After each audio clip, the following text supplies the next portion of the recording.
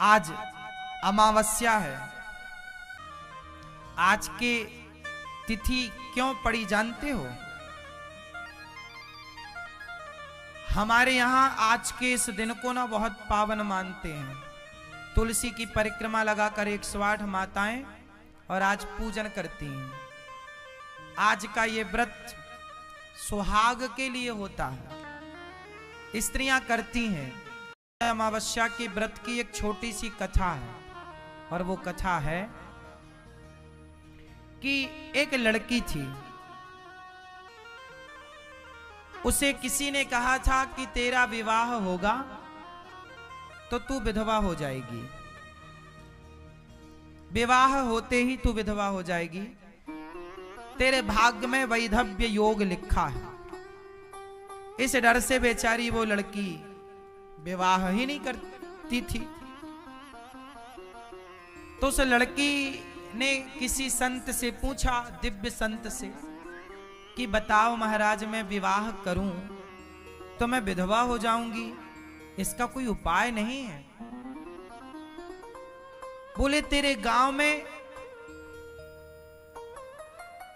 एक धोबी की पत्नी रहती है, फलाने घाट में वो कपड़े धुलती है।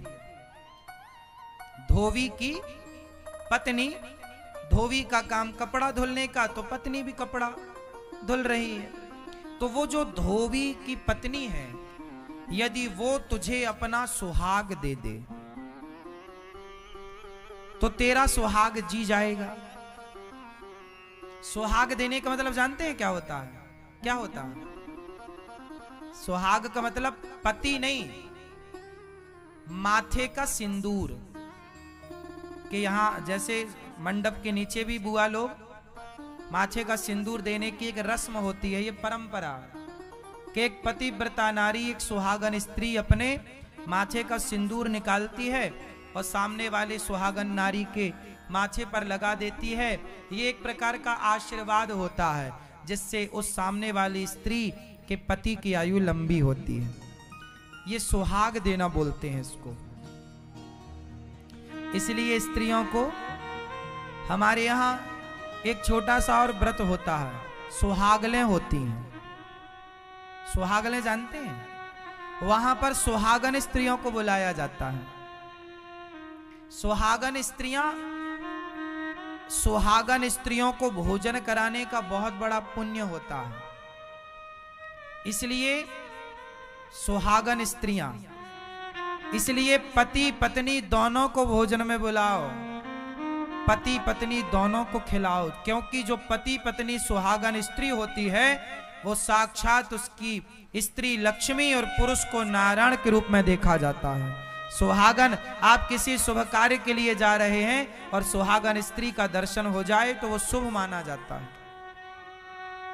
सुहागन स्त्री को भोजन कराना किसी ब्राह्मण को भोजन कराने से श्रेष्ठ है, सुहागन नारी। इसलिए जब घर में नई बहू आती है ना, तो हमारे यहाँ आज भी ये परंपराएं हैं। हमारी माँ ये परंपरा फॉलो करती भी हैं अभी भी।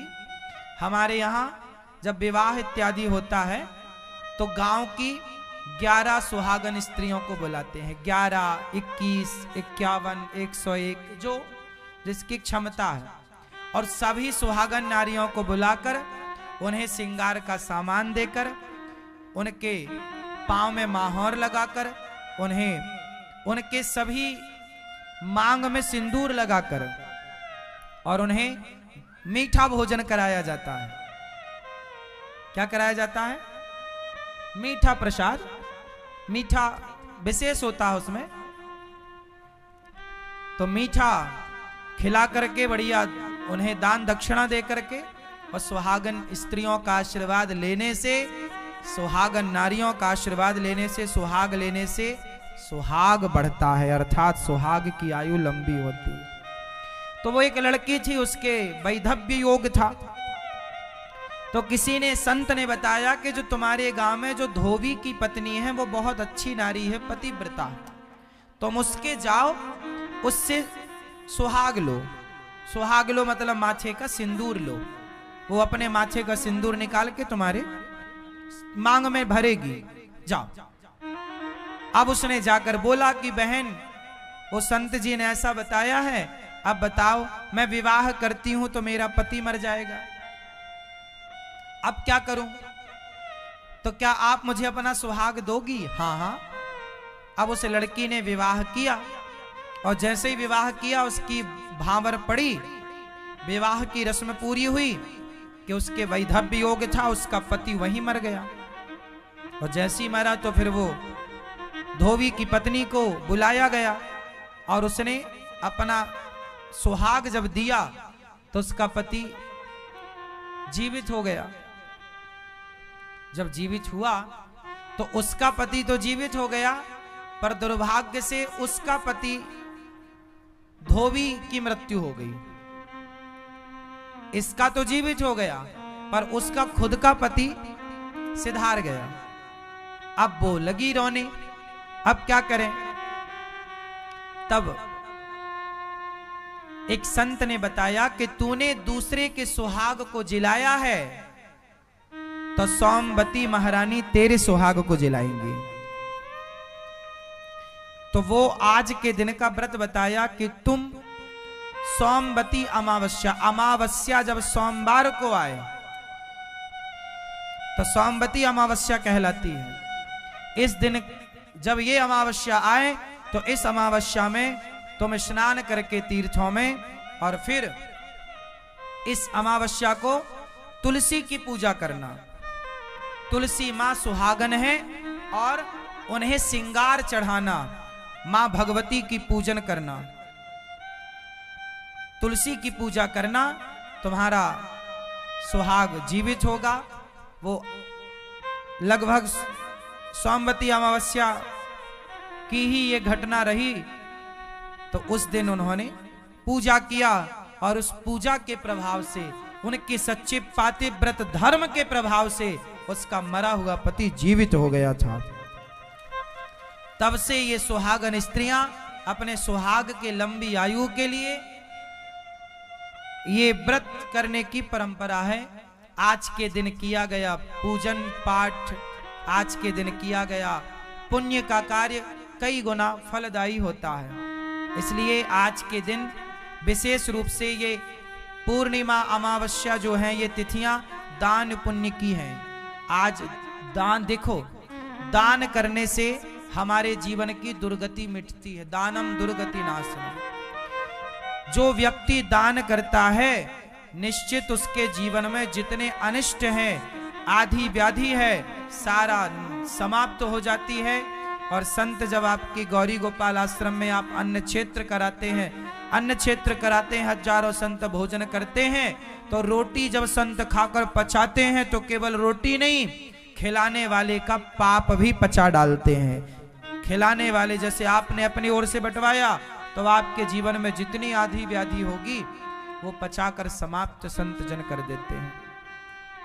तो गौरी गोपाल आश्रम में जो ये रसोई अन्न क्षेत्र की सेवा है, आप भी एक दिन की सेवा बंटवाइए, आप भी एक दिन की सेवा अपनी ओर से कराइए, आप भी एक दिन का ये लंगर, ये भंडारा अपनी ओर से करा के अन्नदान की सेवा से जुड़िए।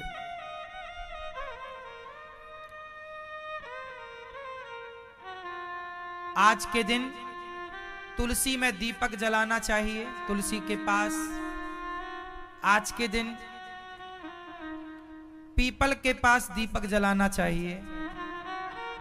आज के दिन पीपल और तुलसी में दीपक जलाने से घर में सदा सुख शांति लक्ष्मी का वास होता है, कुल का दीपक सदा यूं ही जलता रहता है। ये जो अमावस्या है उस दिन जो भी आप पुण्य का कार्य करेंगे, जो भी अन्न दान करेंगे, वह निश्चित आपके पितरों तक पहुंचेगा, पूर्वजों तक। 12 वर्ष में एक बार क्यों आता है, इसका भी विज्ञान में आपको बताऊं। देखिए, विज्ञान साइंटिस्टों को, वैज्ञानिकों को आज पता चला कि बृहस्पति का चक्कर 12 वर्षों का होता है। हमारे ऋषि मुनियों को हजारों साल पहले पता लग गया कि जब बृहस्पति का एक चक्कर पूरा होता है, बृहस्पति की एक परिक्रमा जब पूरी होती है तो 12 वर्ष में पूरी होती है, और जब एक परिक्रमा बृहस्पति जी की पूरी होती है तब हमारे यहाँ एक कुंभ का आयोजन होता है 12 वर्ष में एक बार। दुनिया आज जानती है ग्रह नक्षत्रों के बारे में, आज बातें करती है। हमारे यहाँ पहले से कितना साइंटिफिक रहा है हमारा सनातन धर्म। हजारों साल से ये परंपरा चली आ रही है। जानते हैं कुंभ का मेला कब से चला आ रहा है? जब समुद्र मंथन हुआ, और समुद्र मंथन से जब सबसे पहले अमृत, सबसे अंत में अमृत निकला, तो उस अमृत की वो कुछ बूंदें आकर के 4 स्थानों पर गिरी। उन 4 स्थानों में एक स्थान है प्रयागराज। जब प्रयागराज जी में अमृत की बूंदें गिरी, तो यहां पर अमृत की बूंदें इसी माह में इसी समय पर वह बूंदें जब आकर गिरी, तब से लेकर आज तक उसी तिथि पर उसी समय पर कुंभ का मेला लगाया जाता है। और कुंभ के मेले में हम सब दरस परस करते हैं गंगा मैया का, संगम का, क्योंकि कहा जाता है कि वो अमृत की जो बूंदें हैं, वह अमृत की बूंदें कहाँ हैं? आज भी वह अमृत की बूंदें हम सब के भीतर अमरता भर रही हैं। कौन सी अमरता? आज तक कौन व्यक्ति अमर हुआ? देखो, इस पूरे कथाक्रम को मैं आपको बहुत सहजता और सरलता से समझाऊं तो बहुत प्रेम से समझना पड़ेगा समुद्र मंथन को। अच्छा, एक बात बताओ, जब समुद्र मंथन हुआ तो सबसे पहले क्या निकला? अमृत निकला कि विष निकला? क्या निकला? पहले निकला विष, आखिरी में निकला अमृत। जब आखिरी में अमृत निकला तो क्या हुआ जानते हैं? आखिरी में अमृत जब निकला तो आखिरी में अमृत निकला ना, पहले क्या निकला? विष। इसका अर्थ है कि जो प्रयागराज में कुंभ लगता है, ये समाज को यह मैसेज देता है कि कुंभ का मेला अमृत की बूंदों के कारण मनाया जाता है, लेकिन इस अमृत की बूंदों तक पहुंचने के लिए पहले आपको उस विष से भी तो गुजरना पड़ेगा। कौन सा विष? जीवन में जब कठिनाई आए, जीवन में जब समस्याएं आए तो घबराना मत, क्योंकि उन कठिनाइयों के बाद, उन समस्याओं के बाद कामयाबी का अमृत भी आने वाला है।